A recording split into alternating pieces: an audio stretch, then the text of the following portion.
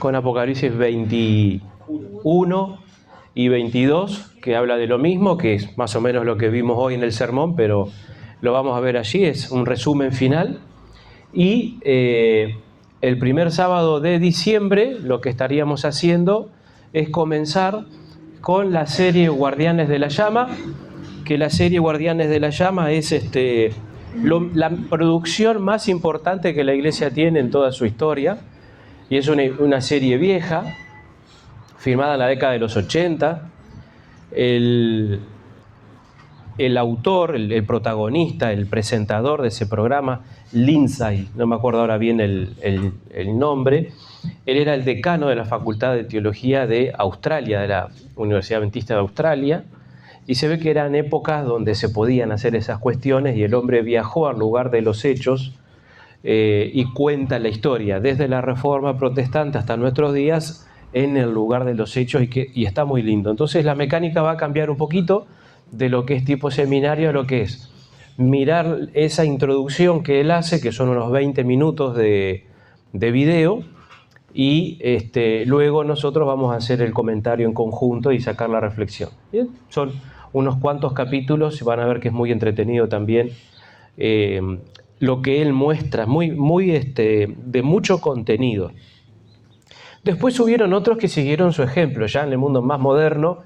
Luis Goncalves lo hizo en Jerusalén, Robert Costa también hizo una serie en Roma, hablando en el lugar de los hechos, así que ya después fue más común hacer esos audiovisuales, pero ninguno con la durabilidad y con la profundidad histórica y teológica de esto que es un seminario audiovisual.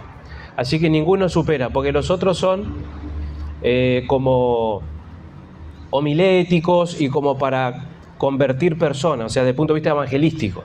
Este es más que nada, si bien todo es evangelístico, pero más que nada para el estudio profundo de la historia y ver cómo el Señor siempre tuvo un remanente desde la Reforma Protestante hasta nuestros días. Muy interesante y es muy lindo poder repasarlo juntos como iglesia, porque también renueva nuestra identidad. Entonces vamos a estar estudiando eso, que va a ser en video. Son capítulos, algunos de 20 minutos, otros 30 minutos, y después unos 10-15 minutos nosotros en lo que sería la conversación sobre el tema visto en la pantalla. Va a estar muy lindo. Bueno, hoy nos toca el capítulo 20, podemos abrir allí. No sé si todos ya leyeron el capítulo, si no lo podemos hacer ahora, es un capítulo muy corto.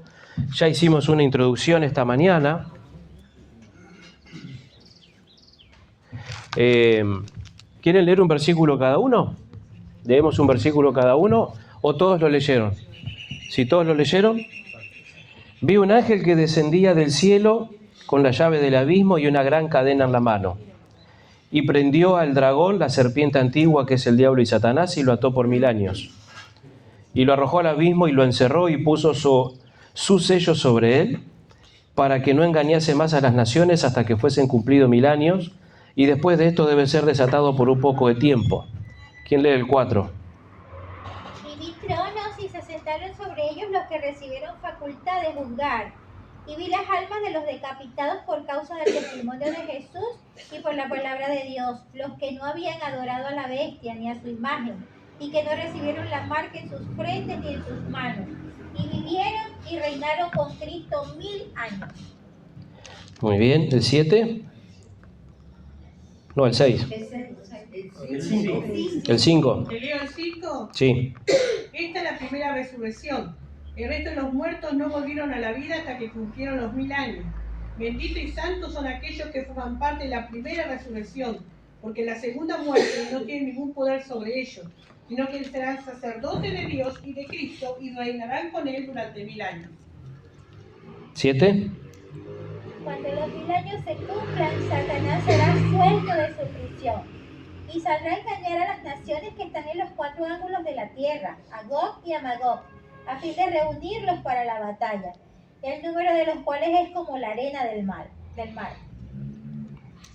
Y subieron sobre la anchura de la tierra y rodearon el campamento de los santos y la ciudad amada, y de Dios descendió fuego del cielo y los consumió, y el diablo que los engañaba fue lanzado en el lago de fuego y azufre, donde estaba la bestia y el falso profeta, y serán atormentados día y noche por los siglos de los siglos.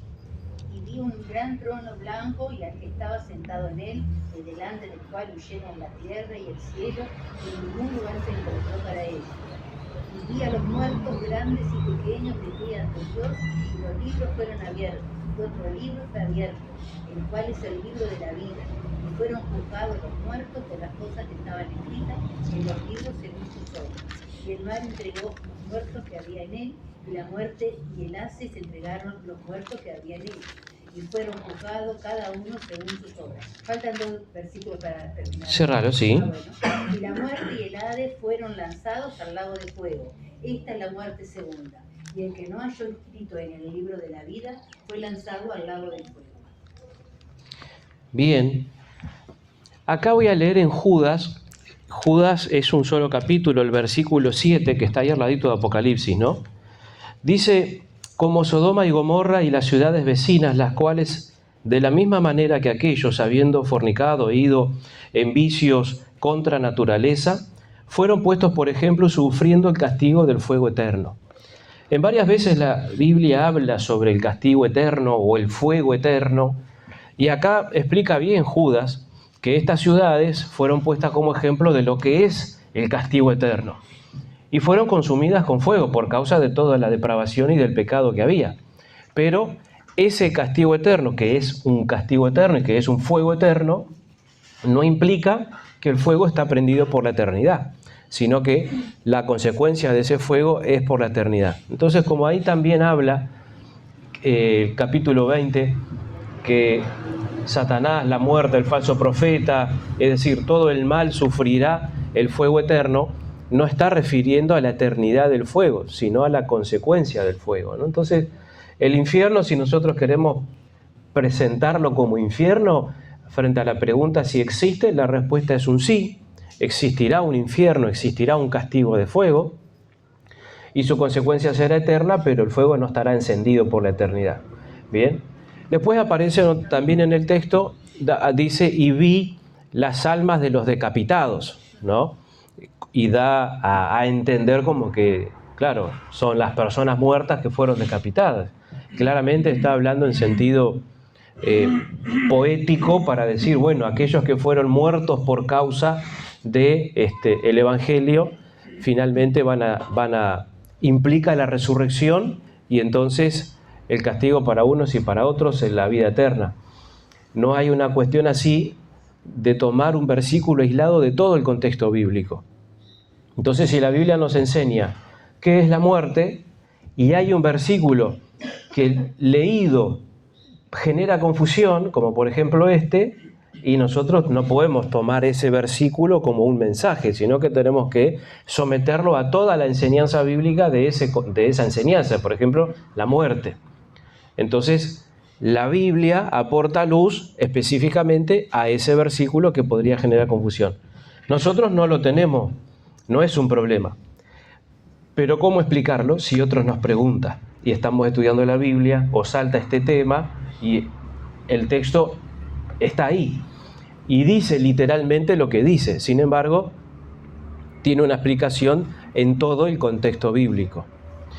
Bueno, ¿por qué leer todo el libro? Porque es corto. Todo el capítulo. Porque es corto y porque es simple. Aunque en realidad los cristianos a lo largo del tiempo se han hecho mucho rollo con esto, que hoy para nosotros es muy simple.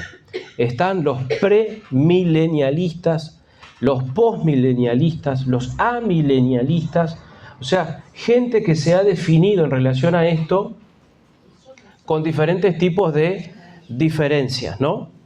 ¿Cuáles son algunas posturas? Bueno, esta mañana decíamos que la gran mayoría del mundo protestante, a raíz del dispensacionalismo, creen en el rapto secreto y creen que cuando la iglesia cristiana experimenta un rapto secreto comienza el milenio en la tierra, mientras la iglesia cristiana fue raptada. Y entonces la iglesia cristiana está en el cielo, ya en el cielo, pero la gente que no fue al cielo sigue yendo a trabajar, sigue yendo a la escuela. Durante 1000 años más el mundo sigue como como si no hubiera pasado nada. Y en ese momento ellos manifiestan o sostienen que el pueblo judío vuelve a ser el pueblo de Dios y se ponen a evangelizar al mundo durante ese milenio. Por eso el mundo protestante apoya tanto al pueblo judío, porque ellos consideran que el pueblo de Israel volverá a tener un protagonismo profético en el tiempo del fin. Ahora, ¿cómo sostener esto con la Biblia? No hay cómo. No tiene sustento bíblico. Bien, cuando nosotros vamos a la Biblia, encontramos que la segunda venida de Cristo es literal y visible y todo ojo le verá, por lo tanto no hay una forma de un rato secreto. Y cuando dice Mateo 24 que estarán dos en el campo, uno será tomado, el otro será dejado, que ese es el único versículo que utilizan para sostener esto, el contexto de Mateo habla de gente que se va a salvar y gente que se va a perder. Es decir, uno será tomado y otro será dejado. Porque uno se salva y otro se pierde. Pero no queriendo decir que uno se salva y el otro sigue trabajando la tierra hasta el día que se muera. Entonces, no tiene un sustento bíblico y sin embargo, vemos mucha gente creyendo eso, ¿no? Lo del rato secreto es una creencia muy común. La mayoría del mundo evangélico cree en eso. Unos pocos grupos son los que creen, como creemos nosotros, de la literalidad de la segunda venida de Cristo y que Cristo viene pronto antes del milenio. Y eso es lo que Guillermo Miller aporta. Guillermo Miller comenzó a estudiar la Biblia en 1831 y no sé cuándo habrá llegado a esta parte, ¿no? Habrán pasado capaz que un par de años, pero en un momento determinado, cuando él estudia, él descubre eso de que Cristo viene antes del milenio, o que el milenio comienza con la segunda venida de Cristo, y que no hay en la Biblia ningún rato secreto. Así que él es el que pone de manifiesto esta enseñanza bíblica que estaba ahí, pero que no había sido comprendida. Y la Iglesia Adventista la hereda de Guillermo Miller. Obviamente Elena White claramente habla de esto también, etcétera, pero es el gran aporte. Tendríamos que hacer el gran reconocimiento a Guillermo Miller por poner en su época la segunda venida de Cristo antes del milenio, cuando todos la ponían afuera, después del milenio.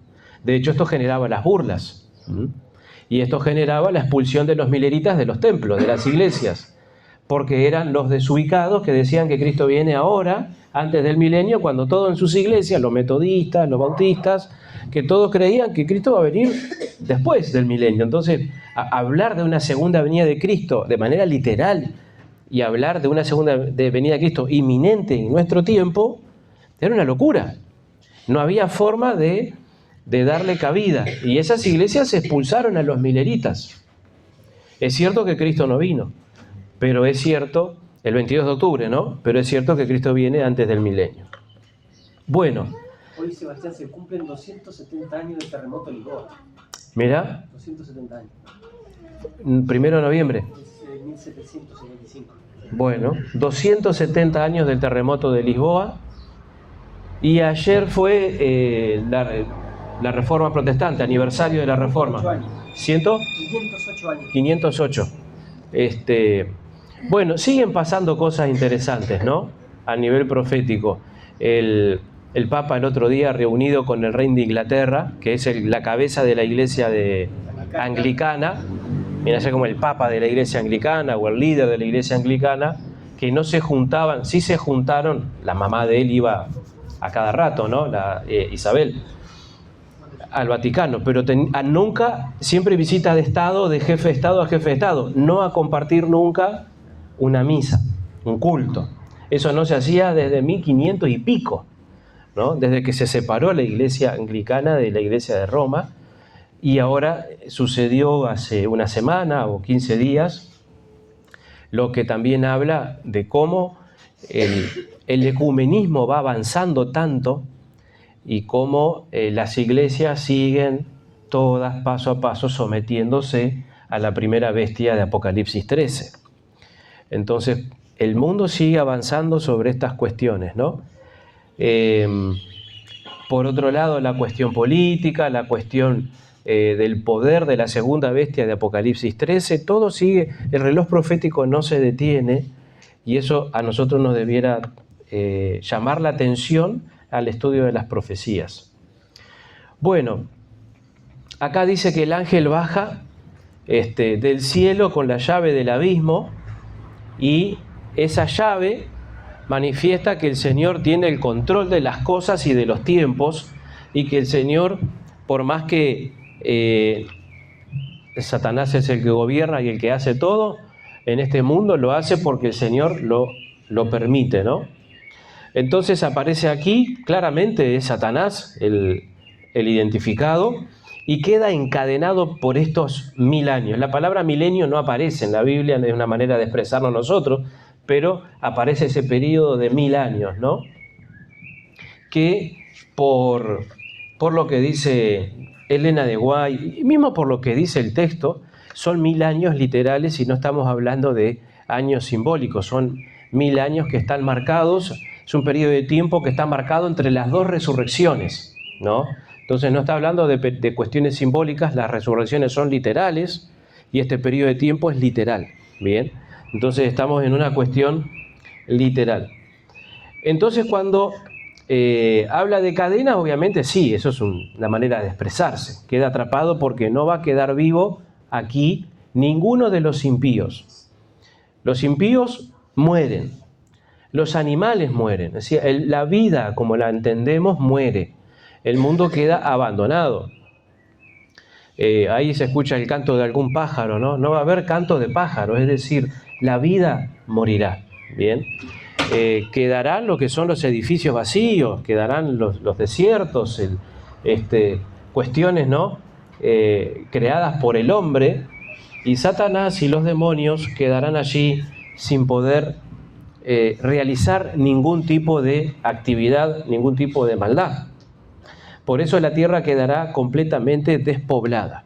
Obviamente que en ese momento, al iniciar el milenio, como leímos recién, se da la primera resurrección. ¿Quiénes resucitan? Solo los salvos, los impíos no resucitan. Y eso es a veces, cuando uno da un estudio bíblico y cuando uno lo dice así, por eso dice Pablo, y los muertos en Cristo resucitarán primero. ¿A qué se refiere? A esta resurrección, ¿no? Entonces, hay dos resurrecciones, una antes del milenio y otra después del milenio. ¿Cuál es la diferencia? ¿Cómo nos vamos a dar cuenta? Bueno, si nos toca morir y uno ve un coro de ángeles tocando trompeta, porque uno se va a enterar cuando amanece la mañana gloriosa. Entonces, si vemos trompetas y hay un coro de ángeles, estamos en la primera, está buena la cosa, ¿no? Ahora, si vemos que se están organizando lo de alrededor, agarrate esta espada, agarrate esta ametralladora, ahí la cosa va a estar medio difícil, resucitamos en la equivocada. No es la idea, pero el que muere, aunque más o menos el que salva es Cristo, ¿no? Pero las personas saben cómo han vivido, ¿no? Y si entendemos que somos salvos por gracia y que nuestro Dios es un Dios de amor y de misericordia, es más fácil salvarse que perderse, solo reconocer a Cristo como Salvador. Nosotros no tenemos por qué temer de nuestra salvación ni dudar de nuestra salvación, ¿no? Esto es una anécdota y es gracioso para decirlo así, que se abre la tumba y uno mira y bueno, a ver qué hay arriba para saber en cuál de las dos resurrecciones estoy. Pero no deberíamos nosotros dudar de la salvación, porque sería como dudar del amor de Dios, ¿no? De la misericordia de Dios. Tampoco caer en el otro extremo de todo el mundo se va a salvar, nadie se va a perder. El universalismo que deriva justamente de ese milenio donde los judíos supuestamente evangelizan al mundo entero mientras la iglesia está en el cielo, algunos más extremistas dicen, y se van a salvar todos. Pero lo más exagerado que he escuchado dentro de ese universalismo es que Satanás también se va a salvar, que Satanás también se va a perder. Esos no leyeron la lección de esta semana, ¿no? Porque no vimos los cananeos, no se salvó ni uno, ¿no? Era la idea que se salvaran, pero después hubo que pasarle la cuchilla porque no, estaba media difícil la cosa, ¿no? Entonces, el Señor ya manifestó con el diluvio, con la esposa de Lot, con los cananeos de hoy.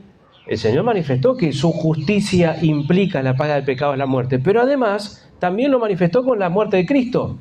Es decir, Cristo tuvo que morir para poder brindar salvación.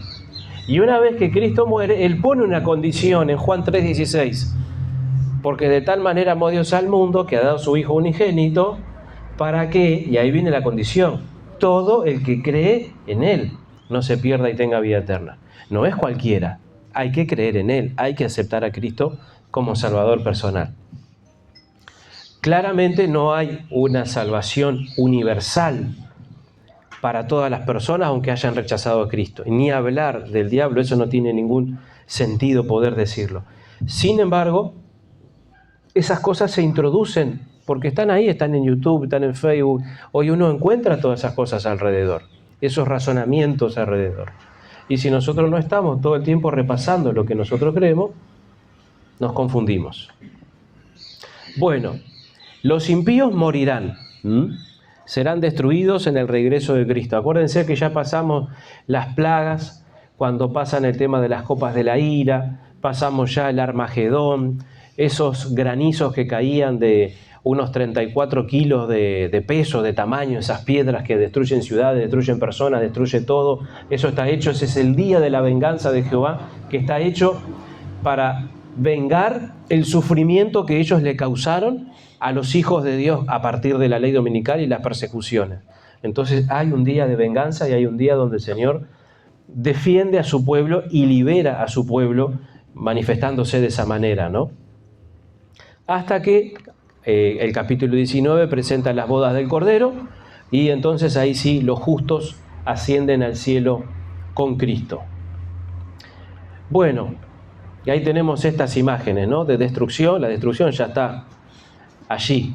Ahora Satanás toma esas vacaciones de 1000 años porque no tendrá actividad alguna para hacer. Y entonces ahora comienza algo que hablábamos hoy en el sermón. Los salvos se sientan y reciben autoridad para juzgar. Otra vez vuelven a vivir y reinar con Cristo 1000 años después de la primera resurrección. Los otros muertos no vuelven a vivir hasta que se cumplan los 1000 años, que es la segunda resurrección. Y esto es donde estamos ahora, ¿no? El juicio investigador que comenzó en este momento, en el 22 de octubre de 1844, cuando Cristo pasa del lugar santo al lugar santísimo, y entonces allí está Cristo ya determinando quiénes son las personas que se van a salvar. La última generación, los que están vivos antes de ver la venida de Cristo, los que no van a morir, los que van a ir al cielo sin ver la muerte, serán juzgados vivos. Entonces la Biblia dice: el que fue fiel siga siendo fiel, el que fue injusto siga siendo injusto. Se cerró la puerta de la gracia, y si Cristo viniese en nuestros días, somos nosotros. Por eso, hace algunos años atrás, se decía: hoy puede estar su nombre pasando por el juicio investigador. Pórtese bien, porque en este momento su nombre puede estar pasando por el juicio investigador. Porque existe la posibilidad de que el tiempo de la gracia se esté terminando hoy. Pero es demasiado temerario acusarlo así, porque nosotros sabemos que el tiempo de la gracia, si bien se está terminando, todavía no está terminado. Por lo tanto, nuestro nombre no puede estar hoy todavía pasando por eso, ¿no? Entonces, ¿quiénes son los beneficiarios? Beneficiarios en el sentido de testigos, los que están mirando el juicio en este momento. Los seres no caídos, ángeles, otros mundos, ellos son los testigos. Después viene la otra parte, que no es juicio de investigación, juicio de comprobación, no son 3 juicios, sino que es un juicio solo, es un solo proceso que tiene 3 etapas, ¿no? La etapa previa a la segunda venida de Cristo, en la que estamos ahora, la etapa de la comprobación, y ahí sí, ¿quiénes son los beneficiarios o los testigos? Los salvos. El Señor, porque en este juicio, ¿a quién se está juzgando? A Dios. Bien, acuérdense que hay una acusación sobre que Dios es injusto. Entonces el Señor tiene que mostrar que Él no ha sido injusto, ¿no? Se tiene que defender el Señor. En ese proceso también están los que aceptaron a Cristo y son juzgados, los que no aceptaron a Cristo y son juzgados. Pero también Dios está siendo juzgado, acusado por Satanás en un contexto cósmico donde los mundos no caídos y los ángeles fueron testigos de esa acusación, y Dios tiene que manifestar ahora, rendir cuentas de que efectivamente esa acusación era falsa, y entonces ahora, en el juicio de comprobación durante el milenio, también los redimidos van a poder participar y evaluar cómo ha sido esto de que algunos de nuestros hijos o de nuestros esposos o de nuestros seres queridos no se salvaron, no quisieron. Bueno, allí estarán anotados en los registros del cielo y el Señor dará las explicaciones, ¿no? Entonces, el primer juicio o la primera etapa, la que estamos ahora, demuestra que los redimidos tienen derecho al reino de los cielos por los méritos de Cristo, por la justicia de Cristo. Eso es donde estamos ahora. El otro, el que vamos a participar, pone de manifiesto la justicia de Dios cuando destruya a los impíos. Entonces, porque viene una última etapa después del milenio, que será la destrucción final. Entonces, ya se está avisando, ¿no? Diciendo, mirá, va a suceder esto, pero es porque esto han querido que suceda así. Y entonces el milenio comienza con la primera resurrección y termina con la segunda resurrección. No tiene fecha, lógicamente, porque es un evento que está en el futuro y no tiene fecha, pero sí tiene un acontecimiento que lo marca. La segunda venida de Cristo por un lado, y en ese mismo momento también se da la resurrección de los justos. ¿Va quedando claro el tema de las dos resurrecciones? ¿No? Para que no nos genere confusión. Entonces, gente como Napoleón, a ver. ¿Sabe que hay una duda, pastor, respecto a la resurrección esa cuando Cristo venga? Porque dice Apocalipsis 1:7 que todo ojo lo verá, aún los que lo traspasaron. O sea, que los que mataron a Jesús van a resucitar, pero los otros impíos no. Entonces, ¿cómo con la Biblia comprobamos eso? Porque tú lees tranquilito y dices, bueno, mira, aquí todos van a resucitar, los justos para vida y los injustos para muerte otra vez. Y inclusive los que mataron a Jesús resucitan, lo ven y vuelven a morir. Entonces, ¿por qué no ocurre eso con todos los demás impíos? Sino solamente los que mataron a Jesús. Ahí está esa duda. ¿Ves? El por qué es porque el Señor lo determinó así. Lo que nosotros vamos a el qué, lo que sucede, ¿no? Lo que sí dice la Biblia es que ese grupo, ahora en la primera resurrección, va a resucitar porque Él se los dijo. Ese sería el por qué. Porque Él les prometió. Él cuando estaba en la cruz le dijo, ustedes verán al Hijo del Hombre venir en las nubes de los cielos. Estoy parafraseando y hablando de memoria, pero el Señor se los dijo, ¿no? Entonces, ¿quiénes son los que van a ver a Jesús dentro de ese mundo de impíos, ¿no? Caifás, Pilato, los soldados romanos, algunos más que no conocemos por nombres, ¿no? Algunos más. No estamos hablando de una multitud, estamos hablando de un grupo específico que lo conocieron en persona, porque esa historia viene de antes de nosotros, ¿no? Lo conocieron, estuvieron con Él y lo rechazaron. Y acuérdense ustedes que ellos sabían que Él era Cristo. Cristo, el Mesías. Caifás sabía que era el Mesías. No es que Él estaba haciendo todo esto y en algún momento puedo decir, a mí yo no supe. Sabía. Pilato sabía que era el Mesías. La esposa le dijo, no tengas nada que ver con este justo. Gamaliel dijo, si este es el que dice ser, va a continuar. Si no, va a desaparecer como todos los otros. Sabían que era el Cristo.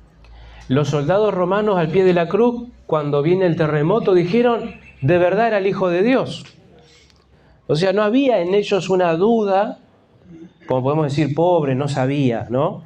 No, sabían. Aparte había que estar al lado de Cristo, ¿no? Era Jesús. A ver, Alexis. El texto que tú citabas, en Mateo 26, 63, 64. Caifás le dijo a Jesús, te conjuro por el Dios viviente que nos digas si tú eres el Cristo, el Hijo de Dios. Jesús le dijo, tú lo has dicho, y además os digo que desde ahora veréis al Hijo del Hombre sentado a la diestra del poder de Dios y viniendo en las nubes del cielo. Ahí está. Entonces, Jesús se los promete, Apocalipsis lo confirma, ¿no? Todo ojo le verá y los que le traspasaron. O sea, resucitan todos los salvos, pero resucita ese grupito que tuvieron con él. O sea, es una historia. ¿Y cómo reaccionará esa gente, no? ¿Cómo reaccionará esa gente? Decir, y sí, nosotros ya sabíamos cuál era nuestro final. No van a reaccionar con sorpresa. Todos ellos terminaron mal, vivieron mal y terminaron mal, pero ese grupito va a resucitar. Después hay otro que no está dentro de este estudio de la parte del milenio, pero existe una resurrección especial para todos aquellos que pelearon o predicaron el mensaje del tercer ángel. Y también es un tema muy atractivo que lo podemos tocar en algún momento, donde es una resurrección especial antes de esta resurrección. Bien, un poco tiempo después de la ley dominical para predicar y luchar contra la triple alianza, contra la marca de la bestia en el tiempo del fin, ¿no? Es muy interesante, muy, muy lindo también. Pero esto está hablando en general de todos los justos, ¿no? Desde Adán a la fecha. Ahora, ¿por qué? Porque el Señor lo dijo. Él se los prometió y no es algo general. Entonces yo iba a decir que gente como Napoleón, como Hitler, como los filósofos, ¿no? Los filósofos de todos los tiempos, de estos filósofos. El otro día, hablando con un pastor, el pastor Edgardo Yurno, él decía, los filósofos son los últimos que los que más se van a quemar junto con Satanás, porque han sido gente como Nietzsche, ¿no? Como Darwin, son los que Satanás ha usado para manejar el mundo entero, ¿no? Para descarriar el mundo. Para descarriar al mundo a través del pensamiento, del marco teórico y demás. Entonces esa gente ha sido sin duda inspirada por Satanás, han servido a Satanás. No solo los guerreros o los asesinos, sino también los hombres que sometieron su pensamiento a la influencia satánica, ¿no? Decir, Dios ha muerto, ¿no? Que Dios no existe, que el hombre sale del mono. Es decir, esta gente escribió para Satanás y ha hecho tanto daño como aquel que tomó las armas. Entonces, Edgardo decía, bueno, son los últimos que van a permanecer así porque gracias a ellos o por causa de ellos, todos los demás se perdieron, ¿no? Tuvieron esa base teórica para perderse, ¿no? ¿Cuánta gente leyendo a estos escritores ha dejado de creer y ha cerrado el corazón a la posibilidad de creer por lo que leían en estos libros, ¿no? ¿Tiene la capacidad un libro de moldear la mente de una persona? Sin duda, ¿no? Sin duda. Estábamos leyendo una vez nosotros con un primo en Argentina un libro, se llamaba Mi lucha, ¿no? Y entonces mi tía lo tiró a la basura, porque claro, nosotros ya estábamos mirando las narices y las orejas y estábamos mirando, ¿no? Teníamos 18 años ya leyendo esos libros y ella de repente, después mi tío que tenía, ¿no? el libro en la biblioteca, los libros no se tiran, y ella lo tiró, no lean este libro, ¿no? Porque es el libro donde Hitler justifica todo lo que hizo, ¿bien? Y fíjense en la mano de dos adolescentes leyendo eso. ¿Puede hacer mella? Sin duda, ¿no? Entonces, la educación que nosotros recibimos, no sé quién me decía hoy de mañana, Víctor me decía hoy de mañana, que una señora le decía, ¿sabes por qué yo soy atea? Porque a mí jamás me hablaron de Dios, en mi casa nunca me hablaron de Dios, entonces soy atea, ¿no?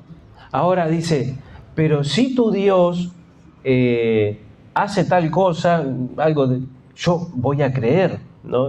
Abierta la posibilidad de creer, pero le enseñaron, ¿qué enseñanza le dieron, no? Por eso hay lugares más abiertos al Evangelio y hay lugares más cerrados.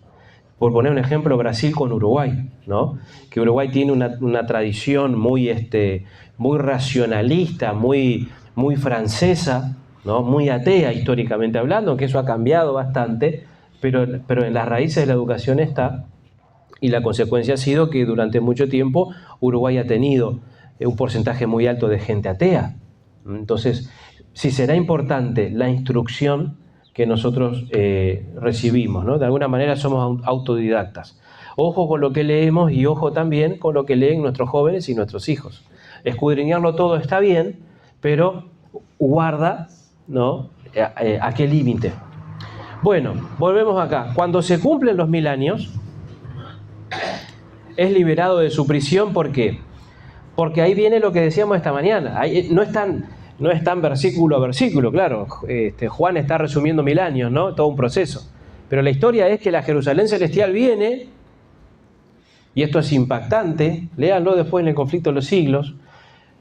Jesús sale de la Jerusalén celestial mientras la ciudad queda establecida en el horizonte o en el aire, desciende, toca el espacio donde se va a estar establecida la ciudad, se purifica ese sector y entonces la Jerusalén celestial se asienta en la tierra. Y ahora sí, resucitan los impíos, esos que habían quedado muertos.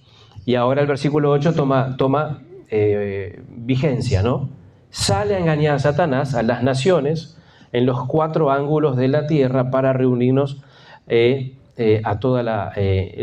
la batalla, a fin de reunirlas para la batalla.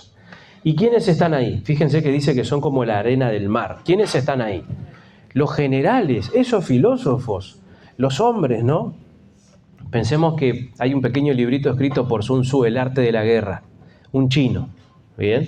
Qué interesante cómo ellos han estudiado a lo largo del tiempo y cómo desarrollar la guerra, el arte del engaño, cómo engañar, el señuelo, cómo hacerle creer al enemigo una cosa y mientras el enemigo está pensando otra cosa, se hace otra por detrás. Esto se sigue haciendo hoy. Impresionante. ¿Vieron las bombas que tiró hace poquito Estados Unidos para destruir esos túneles subterráneos en Irán? Unas bombas que se metían adentro de la tierra y explotaban adentro de la tierra. Ellos utilizaron un señuelo. Habían unos aviones que estaban dando vueltas, todos estaban mirando allá y salieron otros aviones y tiraron esas bombas. Eso lo enseña Sun Tzu en un librito que tiene, creo que es de 1000 años antes de Cristo. Impresionante, ¿no? El arte del engaño, el arte del mal. Toda esa gente va a estar ahí.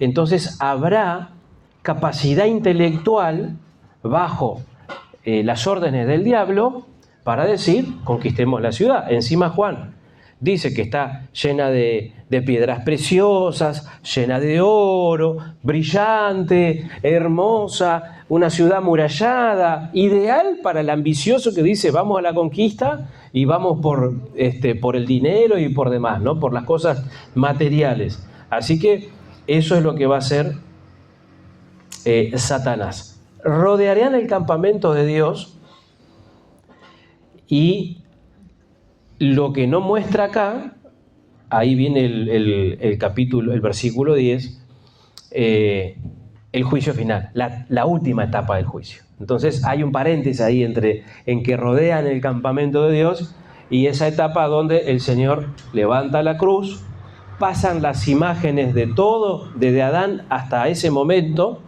las oportunidades que todos tuvieron para el arrepentimiento y como que se van las ganas de conquistar la ciudad y decir, bueno, nosotros estamos acá porque hemos decidido estar acá. Y Cristo los mira a uno por uno. Y uno por uno van bajando la mirada y reconociendo a Jesús como Rey de Reyes y Señor de Señores. Hasta que el último que mira es a Satanás. Ahí sí, cae fuego del cielo y entonces es el fin, ¿no? Bueno, esa ciudad es como un cubo, ¿no? Hoy hablábamos de cómo es la ciudad. Es como un cubo, es cuadrada, ¿bien? Los muros miden 65 metros de largo, si tomamos las medidas que da ahí Juan. 65 metros de ancho, o sea, una cuadra, casi una cuadra, un poquito más de media cuadra de largo los muros, y también ese mismo ancho, o sea que es un cuadrado perfecto de, supongamos que es de 500 kilómetros y pico de lado, o sea que será un lugar muy grande, ¿no? Hay algo así como está en ese dibujo. Juan. Sí, el versículo 10 dice, allí al final del versículo 10 dice, y serán atormentados día y noche. Ahí como que lo pone en singular, día, como si fuera un día y una noche. Eso puede referirse al tiempo que van a ser consumidos Satanás y los demás. Y termina por los siglos de los siglos. Se puede entender que es para siempre eso, pero el tiempo que van a demorar en ser quemados no va a ser tan así, tan rápidamente, sino que van a tener un tiempo, una duración. Por eso dice la expresión día y noche.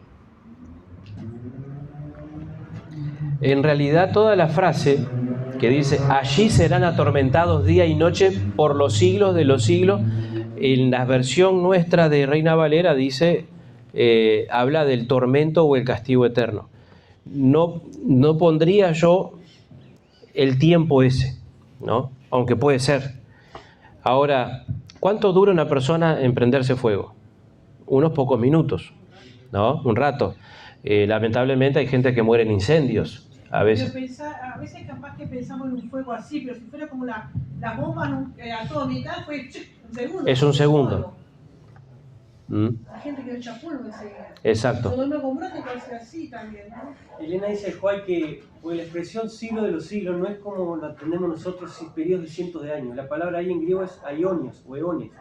O sea, una de las cosas que nosotros vamos a determinar en el milenio, además de por qué se perdieron, es cuánto tiempo tienen que arder en ese lago fuego. Y Elena Juan dice que algunos van a ser consumidos en instantes y otros van a durar más tiempo. O sea, en base a la maldad que hicieron, cuanto mayor maldad, más castigo. Cuando toda la humanidad haya perecido, van a seguir los ángeles caídos. Y el último en perecer, que va a demorar más tiempo, es Satanás. O sea que cada uno va a recibir ese periodo de tiempo asignado en el juicio y van a pagar de acuerdo a sus obras. De acuerdo al grado de maldad. Dice día y noche porque va a ser constante. Ese fuego no se va a apagar un ratito y va a seguir, no va a ser continuo hasta que termine. No solo consume a las personas, al diablo, etcétera, sino a todo lo que hay en la tierra, ¿no? Purifica todo. Purificará las piedras, la tierra, es decir, no habrá vegetación, no habrá nada. Entonces, lo que sí dice que brota el fuego en un momento determinado, que el fuego brota de abajo de la tierra y de las piedras, sale del trono de Dios, pero después hay fuego por todos lados. Entonces, será un fuego consumidor. Y que sí. Una tierra convulsionada. Eso es lo que dice el monje. La tierra será convulsionada. Por el fuego. Exacto. Quiere decir que desde abajo hay una gran transformación, como la hubo en el diluvio. Más o menos la misma figura, pero con otro material, digamos. Exactamente. Por eso dice, el agua no lo va a usar más, pero el fuego sí. Y lo que me llama la atención también, que el monje dejó ahí, dice que aún los antidiluvianos resucitarán para querer invadir la Santa Ciudad. Dice, hombres grandes, inteligentes, capaces, capitanes vencedores que nunca fueron vencidos, también se levantarán ahí. Ella dice, Elena Juárez dice que ellos van a retomar los pensamientos donde los dejaron. Exacto. Entonces se van a levantar con la misma hambre y sed de conquista que tenían, de codicia, de seguir con el mal. O sea, la muerte no los cambia. Esto que dice Alexis, ¿cómo murieron algunos personajes históricos, ¿no? Por ejemplo, vamos a mencionar uno, Stalin. ¿Bien? Interesante cómo muere Stalin. Stalin, en su lecho de muerte, manda a matar a todos sus colaboradores y aparte de su familia, porque estaba obsesivo con la traición. Pensaba que alguien lo iba a matar. Nadie, ni los médicos se animaban a arrimarse para darle asistencia médica. Él decía que lo habían envenenado los médicos. Es decir, muere matando gente. Si yo me muero, mueren los que están a mi alrededor. Tapado de odio, murió. El chino famoso Mao Zedong, ¿no? Que mandaba a poner la imagen de él en todos lados. Él mandó matar a todos sus generales. Todos tenían que morir con él. Él murió de anciano. Hay fotos de él prácticamente en un sillón, con la boca abierta, pero todavía estaba vivo y daba órdenes hasta el último día. Y los mandó matar a todos los que estaban alrededor de él. ¿Bien? y a todos los que en algún momento pensaron distinto a él, que, por ejemplo, amigos de él que le dijeron no hagas tal cosa, no me parece, a ese, si todavía estaba vivo, lo mandó matar también para que su pensamiento permaneciera después de su muerte. Esa gente, por tomar lo que dice Alexis, murió de esa manera, murió matando. Van a resucitar con el mismo carácter de dominio y de manipulación y de muerte. Y algunos de ellos murieron de esa manera. Otros se quitaron la vida, no murieron por enfermedades, el caso de Hitler, ¿no? Entonces, ninguno de ellos tuvo un periodo de reflexión y de arrepentimiento. Si les dieran la posibilidad de la juventud o de la fuerza, harían lo mismo que hicieron, ¿no? Por decir Bin Laden, Saddam Hussein, por citar otros más acá en la historia, ¿no? Todos tienen más o menos la misma línea de conducta, el mismo espíritu. Bueno, esa gente estará entre esos, ¿no? Y sí, sin lugar a dudas, van a ser consumidos por el fuego. El tiempo, ahí me parece a mí que no estás queriendo especificar que van a estar prendidos fuego un día y una noche, sino de día y de noche, o sea que será de continuo hasta que se termine. Y que la consecuencia será por los siglos de los siglos. No es eterno.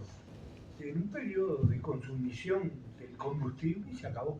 No, pero más allá de preocuparnos cuánto tiempo, es ver al Dios justo que va a hacer justicia. Ah, acabó. justicia. Eso es lo que tiene que quedar claro. La va a pagar. El que la hizo. Y que los santos, los salvos, que ya vienen de 1000 años de salvación, no sé por dónde, pero van a estar mirando todo eso.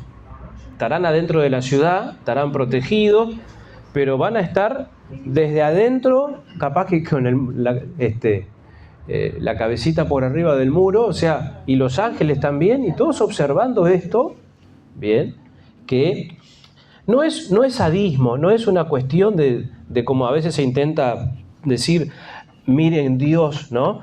Lo malo, cómo Dios mostrará su hilacha al final del tiempo, sino que es esa justicia de decir, todo el mundo tuvo la misma posibilidad y la misma oportunidad.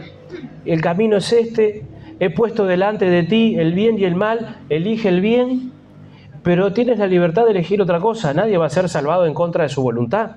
Entonces, pensar que por el hecho que Dios es amor tiene que salvarlos a todos, imagínate a un Stalin que murió de esa manera metido adentro de la ciudad. Es completamente incompatible, ¿no? Entonces, lo que va a haber allí, también en ese acto de justicia, habrá amor de Dios.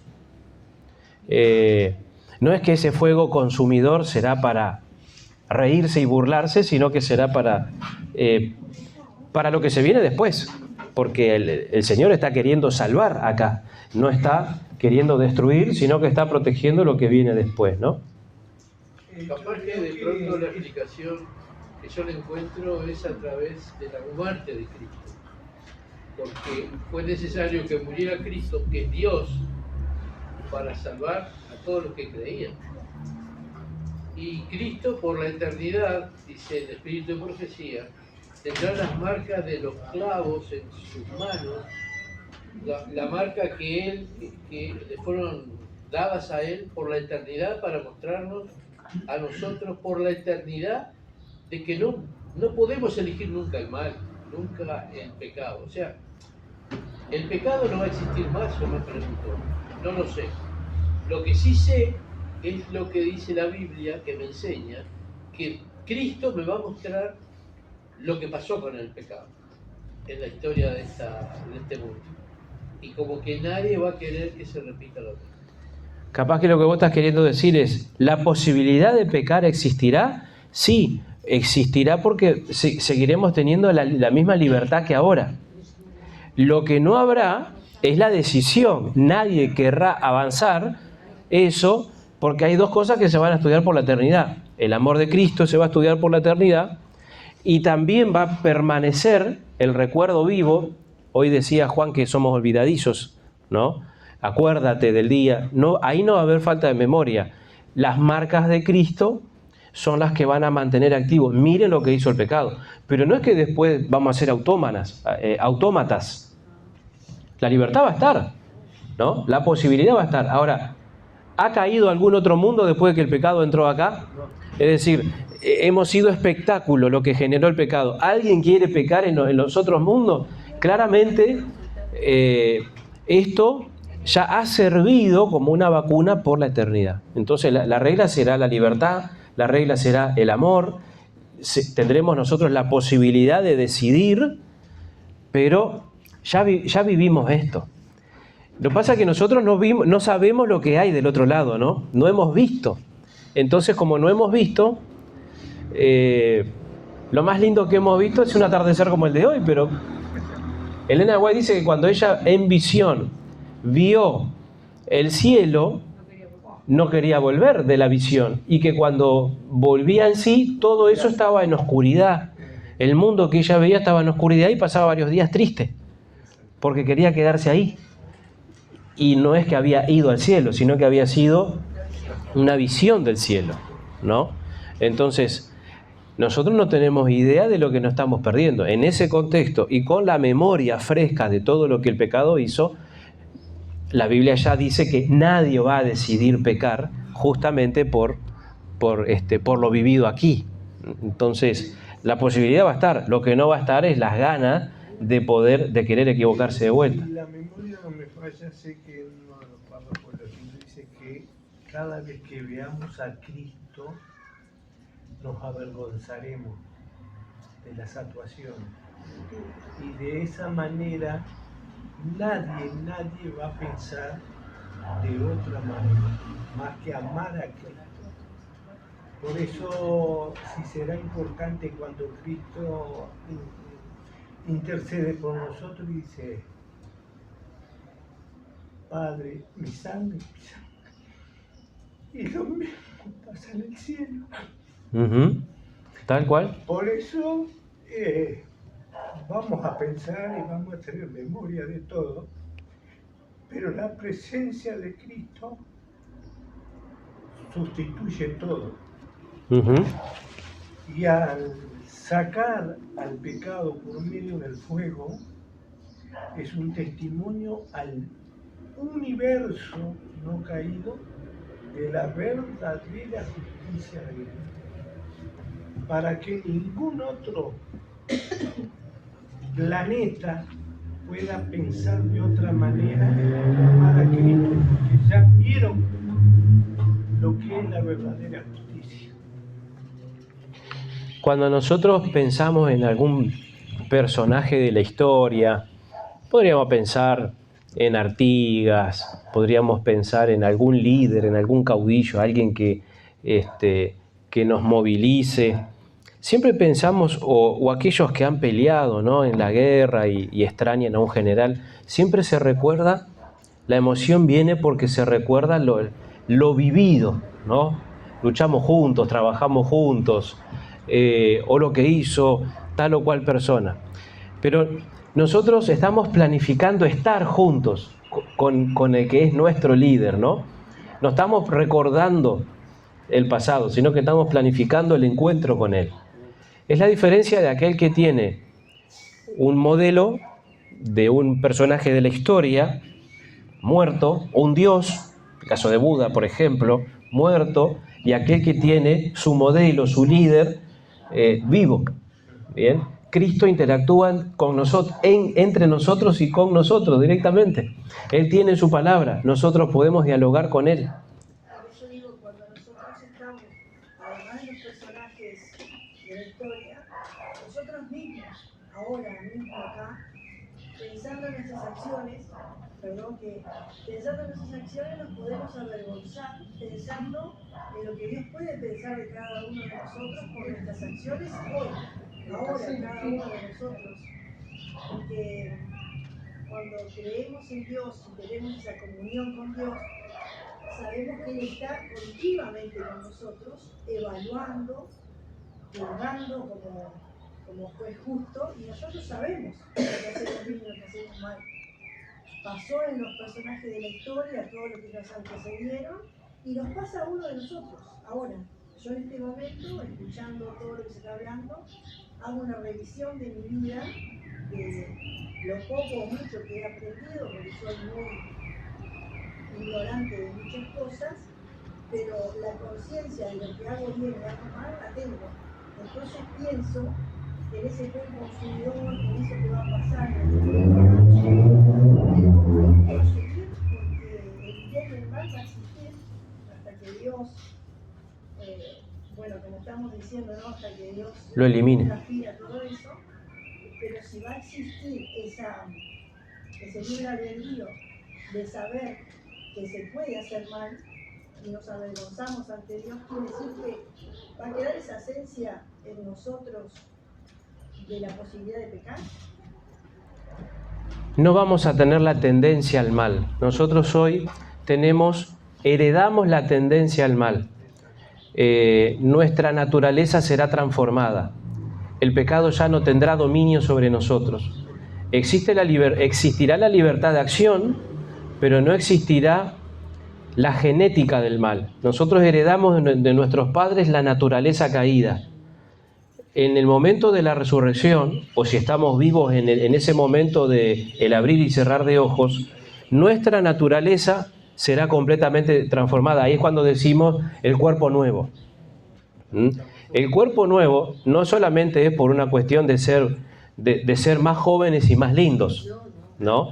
El cuerpo nuevo lo que tiene es la naturaleza de Cristo, la naturaleza no caída, ¿bien? Es decir, una naturaleza ya no dominada por el pecado, ¿bien? Corruptible a pasar a ser un cuerpo incorruptible.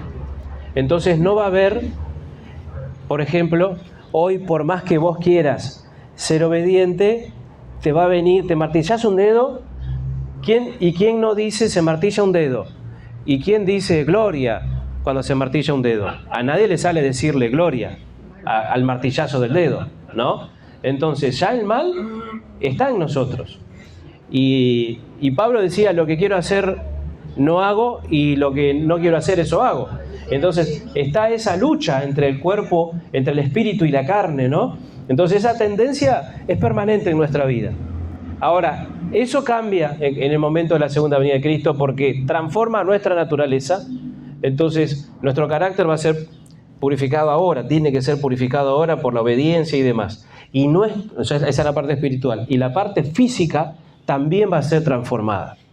Claro, por eso a mí me llamó la atención cuando decía que se iba a tener ese instinto, por decirlo de alguna manera, del mal, pero que vamos a entender que no. Yo pensé que eso va a ser eliminado. No es instinto, es memoria. Vamos a tener memoria del mal, pero no vamos a tener tendencia al mal ni deseo al mal. Ahora, ¿va a haber libertad? Sí, no vamos a ser robot. Bien, va a haber libertad. Pero como ya no vamos a tener esa tendencia que tenemos ahora y vamos a tener fresco el tema del daño que hizo el pecado, nadie va a agarrar para ese lado. Primero porque no tiene la tendencia. Vos fijate que un bebé que no tiene maldad, el bebé nace puro, el bebé nace sin pecado. Pero a medida que el bebé va creciendo, vos le decís, no metas el dedo en el enchufe. ¿Y qué hace el bebé? Va y pone el dedo en el enchufe, porque ya él nace con la tendencia al pecado, porque ya tiene una naturaleza pecaminosa heredada de sus padres. Entonces, no hereda el pecado del padre, pero sí hereda la tendencia al pecado. Esa tendencia, ese instinto que vos decís, no lo vamos a tener. Entonces, como que a nadie le van a hacer un mal pensamiento, que hoy sí, el mismo Jesús dijo, ustedes no pueden evitar que los pájaros revoloteen por la cabeza, pueden evitar que hagan nido. Martín Lutero, sí. Martín Lutero. ¿Martín Lutero lo dijo? Sí. Jesús no lo dijo. ¿No? No, Martín Lutero, pero Bueno. a ver, Pablo lo pone en Filipenses 4:8. Sí. En esto pensar, en todo lo bueno, en todo lo puro, en todo lo santo, en todo lo que es digno de alabanza, en esto pensar. ¿Por qué? Porque como hablábamos, decía Carmen ahora, lamentablemente nuestra naturaleza siempre, si me hiciste algo, es ojo por ojo, diente por diente. No. Entonces tenemos que estar todo el tiempo peleando con este envase que está caído. Entonces es decir, no, pensad en lo que es bueno, no, pensad, no, Sandrita, por favor, no traiga la chaveta porque volás. Y es así. Es que la lucha es con nosotros mismos. Se lo dijo Pablo a Timoteo. Tu lucha, tu primera lucha, Timoteo, es contigo. Y esa es lo que nos está pasando, que lamentablemente esa naturaleza caída es esa puja, como dice en Gálatas 5:16, la carne contra el espíritu todo el tiempo. Y eso es lo que no va a existir. Gracias a Dios, cuando Cristo venga y nos va a liberar de esta lucha que tenemos. No va a existir esa lucha, no va a existir la tendencia, no va a existir la tentación, no va a existir esa oportunidad de caer, eso no va a existir, ¿no? Por eso Pablo dice que este cuerpo mortal, refiriéndose, va a seguir se reviste. Mal, porque yo el mal que no quiero, eso hago. Claro. En esta vida sí. En esta vida. O sea, en esa vida yo no voy a querer hacer, Pablo dirá, en esta vida yo no voy a querer hacer lo que quería hacer en la tierra, ¿no? Miserable de mí, ¿quién podrá librarme de este cuerpo de muerte? Porque fue lo que hizo el pecado en nosotros. Exacto. Por eso necesitamos a Jesús instante tras instante. Todo el tiempo. Es una dependencia completa. Y ahí viene el arrepentimiento, ¿no? Esa condición de verse uno como pecador, ahí viene el arrepentimiento. Es que en realidad nosotros tenemos dos naturalezas. La naturaleza con la que nacemos, humana, y cuando le entregamos nuestra vida a Cristo, Él nos implanta su naturaleza. De ahí la importancia de ir haciendo morir el viejo hombre y alimentando la nueva naturaleza día a día, para poder vencer esa otra naturaleza que nos domina. La única forma de vencerla es ir a Cristo día a día en todo. Con la obediencia, ahí vienen los mandamientos, ahí viene toda esa cuestión de la justicia impartida. Bueno, cerramos acá. Muy charlada, el milenio. No, pero está bien, el capítulo era cortito, ya van a ser las 7. Vamos, seguimos un poquito, viene algo interesante ahora. El tema de juzgar a los muertos, ¿no? Están los libros, cada uno es juzgado según lo que había hecho, lo que decía Juan recién, por ejemplo, ¿no? O la durabilidad de acuerdo al pecado de cada uno. La muerte también es echada en el lago de fuego, y entonces ahí viene lo que es la muerte segunda. Los libros en el cielo, esto por ahí es lindo poder graficarlo. Juan ve los registros, son libros, si nosotros vemos las visiones, capaz que no son libros para nosotros, ¿no? Hay registros, ¿bien? Entonces, el libro de la vida.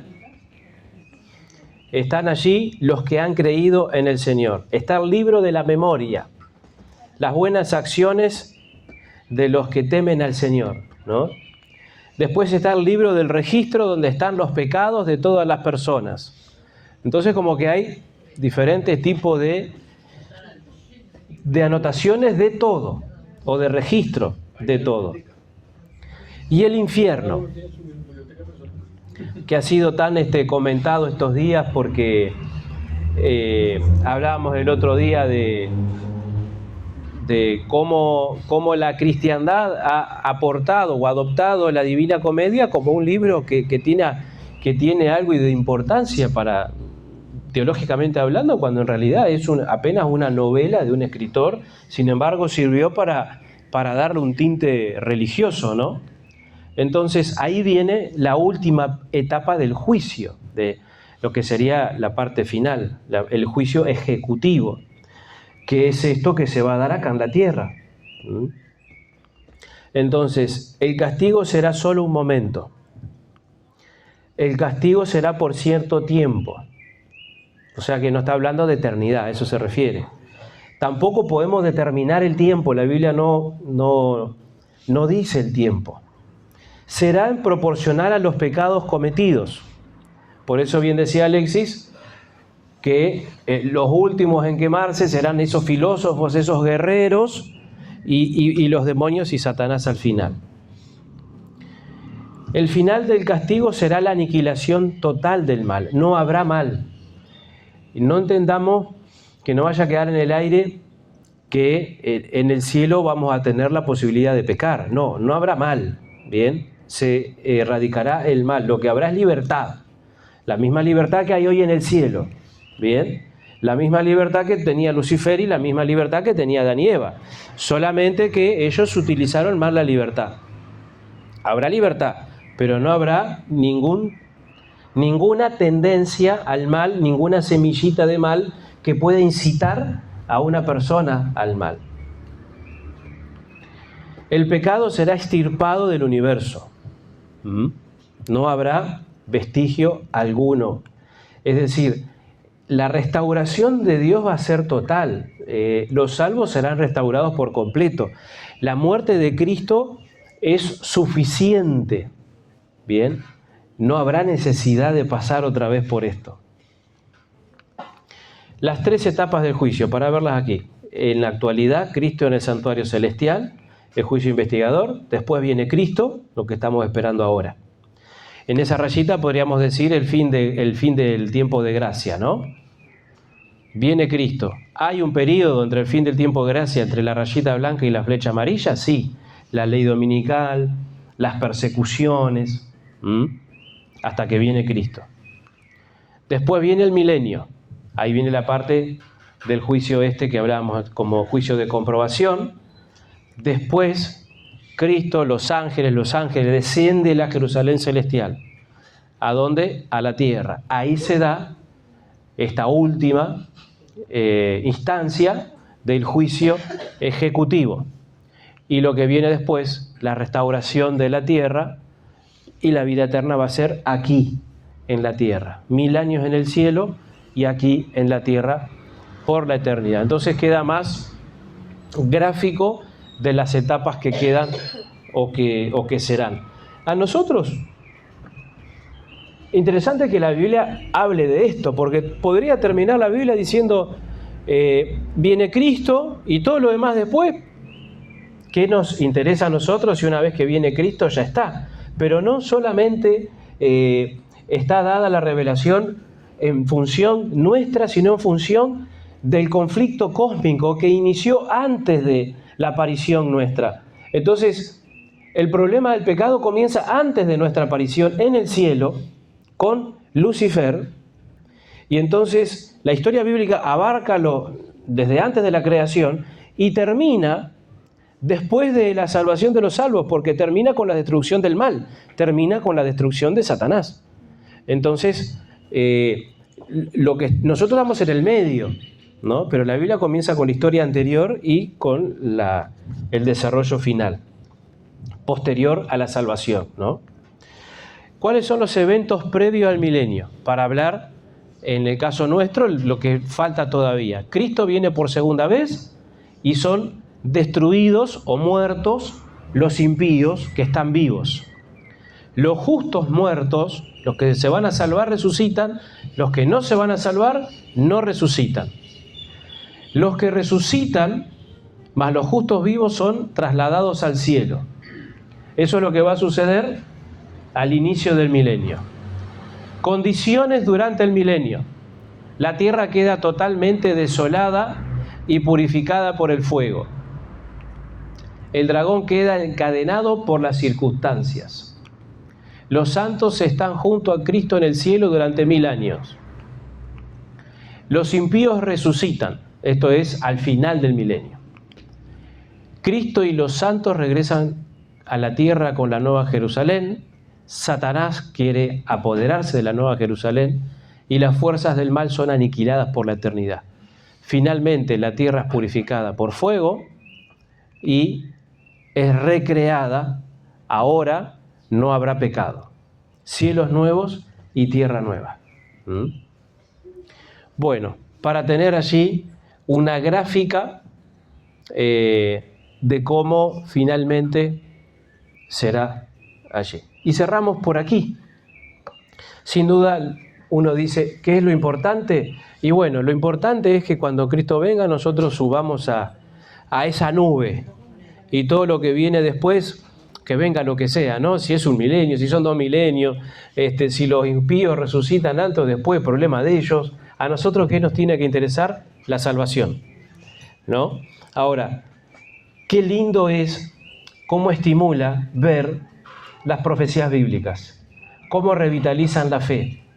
Y luego, nuestra fe no es una fe ciega, no es una fe boba, sino que es una fe inteligente, basada en la profecía bíblica, es decir, en la Biblia, pero la Biblia tiene evidencias.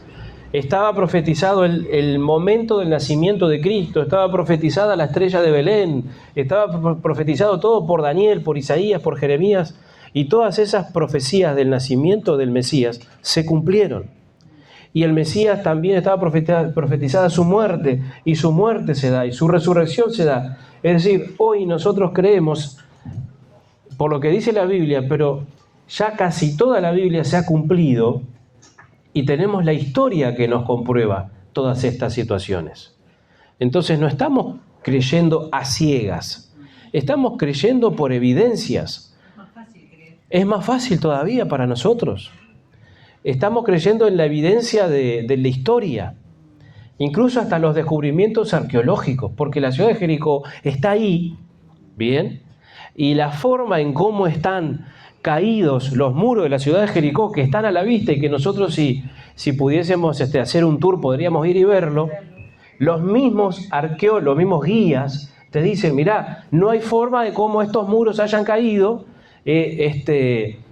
porque nadie los destruyó, son muros que se cayeron solos y están allí y los podemos ver, es decir, las piedras hablan, la historia habla, y todo confirma lo que la Biblia dice. Entonces nuestra fe es una fe basada en el razonamiento, basada en la evidencia, basada en el análisis, y no es una fe ciega, no es un capricho. Es tanta la evidencia que uno dice, no hay cómo creer frente a esto. Anularlo o no creerlo sería ser un necio. Bien, como le dijo algún rey, algún reformador a la reina de Inglaterra, es decir, no creer en lo que dice la Biblia es ser un necio, un obstinado, es decir, decidir no creer. Entonces, nuestra fe no es una fe ciega, y ese es el objetivo de las profecías, hacernos pensar, hacernos reflexionar, y todas las profecías apuntan a Cristo como el centro, como el objetivo. Bueno, ¿qué haremos el próximo miércoles? Terminaremos ya con el seminario de Apocalipsis. Vamos a hacer Apocalipsis 21 y el 22 es la continuación del 21, así que vamos a terminar con el 21 y el 22. Son 2 capítulos bien cortos y entonces estaremos cerrando el próximo miércoles en el culto de oración esto que nos ha mantenido prácticamente todo el año. Bien. Capaz que en algún otro momento, dentro de algunos años, 4 o 5 años, podemos juntarnos una semana y hacer esto en una semana, porque también viene preparado para hacerlo en 8 capítulos, 8 días de corrido, donde hacemos un repaso general como para poder refrescarlo si quisieran, pero dentro de varios años, no, En el milenio. no ahora. ¿Algún comentario final? ¿Alguna reflexión final sobre esto o alguna pregunta? Pienso que no es un tema tan complicado, Han sido más difíciles otros temas, pero el milenio no tiene misterio. Arranca con la segunda venida de Cristo y termina con el traslado de la Jerusalén celestial a esta tierra. No tiene mucho de misterio. Lo que sí puede ser el tema del juicio, ¿no? Porque esto sí, pero el juicio, de vuelta, en la Biblia está hecho siempre a favor de los que se salvan. El juicio es para defender a los que se salvan y no para atacar al que se pierde, porque la mentalidad de juicio, el concepto de juicio en la Biblia es para defender al inocente y no para juzgar al culpable. En nuestra concepción, la palabra juicio tiene una connotación negativa, porque la palabra juicio es para resolver un problema, un pleito, un crimen. Entonces viene el juez y el juez tiene que impartir justicia, entonces va a manifestar el juez quién está mintiendo y quién es inocente, quién es culpable y quién es inocente. En la Biblia es distinto, no se pone el énfasis en la culpabilidad, sino en defender al inocente. El Señor viene a salvar.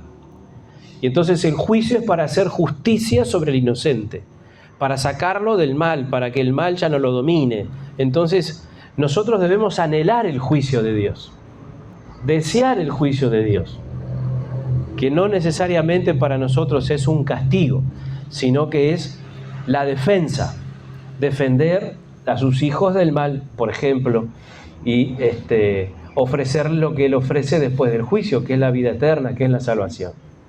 Ojalá que nos siga estimulando la fe, el deseo de pertenecer a la iglesia, y más cuando vemos que todas estas cosas se están cumpliendo.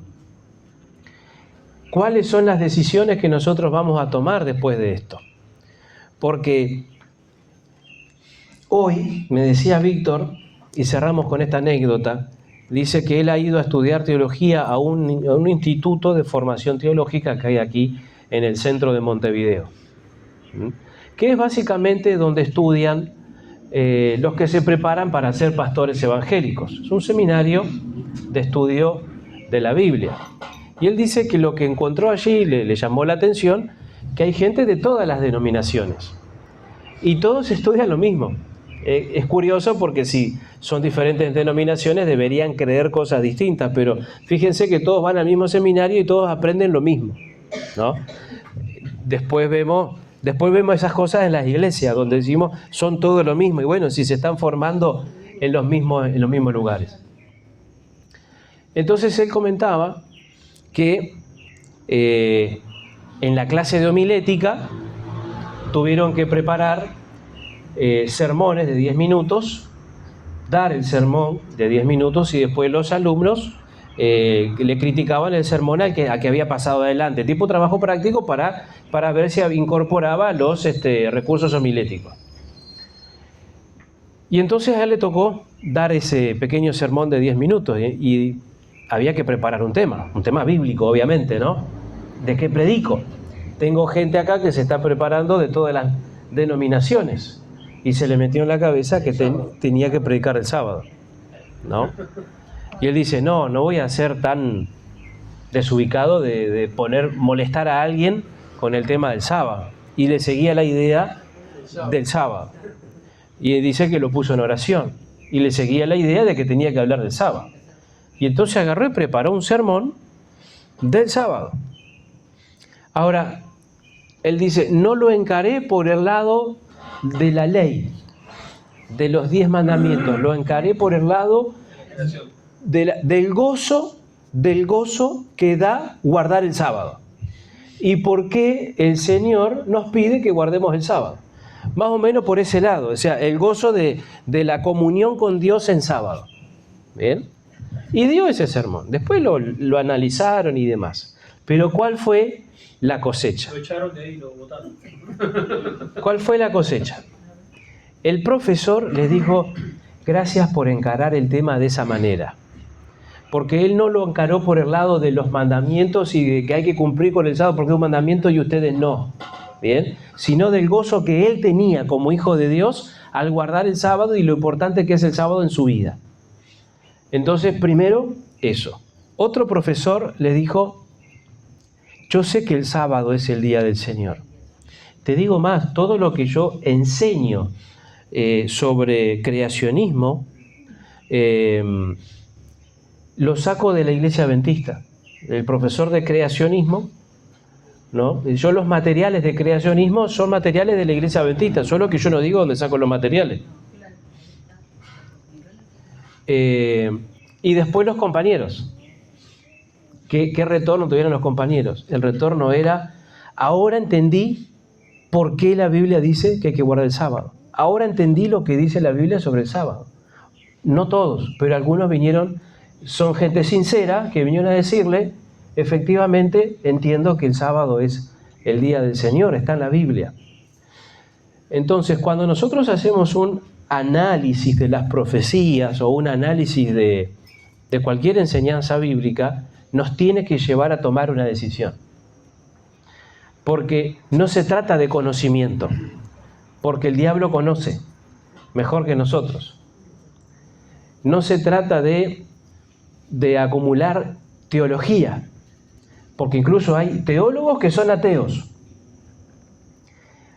Unos compañeros fueron a Alemania una vez y visitaron una iglesia luterana.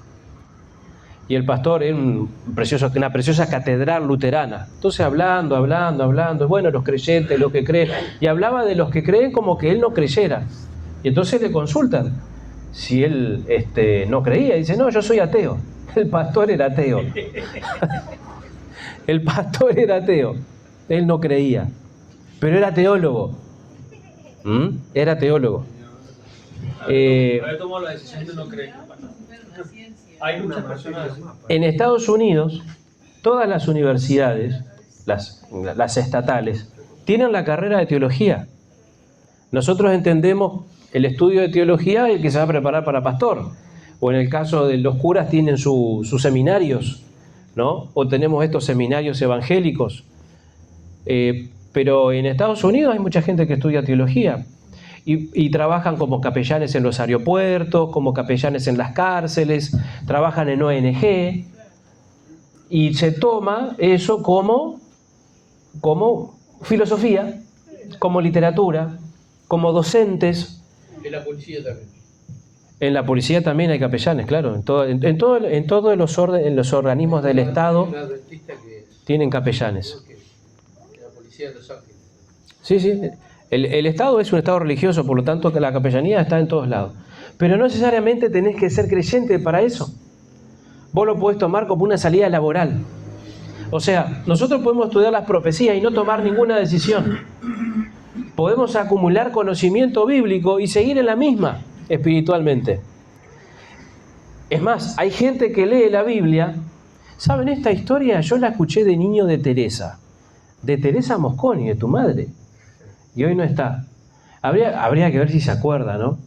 Pero yo escuché una vez de tu madre que ella contaba que un presidente tenía una amiga de ella, una vecina, que trabajaba en la casa.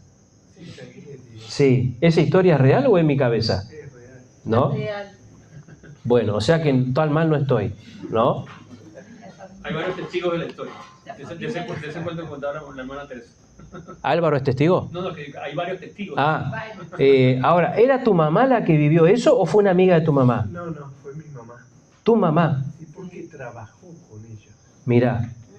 Ella trabajaba como empleada y como buena misionera siempre llevaba revistas y comentaba y hablaba. Y bueno, y de ahí hay muchas anécdotas. Bueno, yo me acuerdo una. O sea que no estaba... Yo he repetido esta historia por muchos lados, en muchos lados. Y siempre teniendo a tu mamá en mente. Lo que no recordaba si era ella o una amiga de ella. Pero la historia es así. Que ella, allí en Suárez, en la casa del presidente, le dijo al presidente que leyera la Biblia. Y el presidente le dijo, yo leo la Biblia. Y el libro que más me gusta es el de los Proverbios. Ahora, ese hombre es agnóstico, ¿bien? No es creyente, es decir, podemos hacer un abordaje de la Biblia, podemos hacer una lectura de la Biblia y no ser creyente. Desde el punto de vista literario. Desde el punto de vista literario, como libro, como cultura general. Ahora, a nosotros, en este contexto, nos tiene que movilizar a tomar una decisión. Si nosotros no tomamos decisiones, entonces quedamos como ese expresidente del Uruguay, con cultura general, o como ese pastor ateo, o como tantas personas que están en esos centros educativos que en secreto te dicen, yo sé que el sábado es el día de reposo, pero no lo guardo ni lo predijo, ¿no? Lo sé, pero saber no hace nada. El conocimiento no salva. Entonces, están ahí. La verdad está ahí, en esas mentes. Pero no hacen nada por la verdad. Hay una palabra, Ni la verdad hace nada en ellos. hay una palabra que dice, el conocimiento envanece, el amor edifica. No sé si está en Corintios, no me acuerdo ahora, ¿tá? Pero es tal cual. Puede tener mucho conocimiento literario de la Biblia, pero el amor de Cristo es el único que nos puede cambiar. El amor es lo que modifica. Bueno, el punto es, la reflexión es, ¿qué decisión vamos a tomar nosotros? ¿O qué decisión estamos tomando nosotros? Y hermano, esto es parte también de algo que la Biblia enseña. ¿Dónde está eso? Tenemos que tomar decisiones. Corintios, pero no me acordaba. Primera de Corintios 8.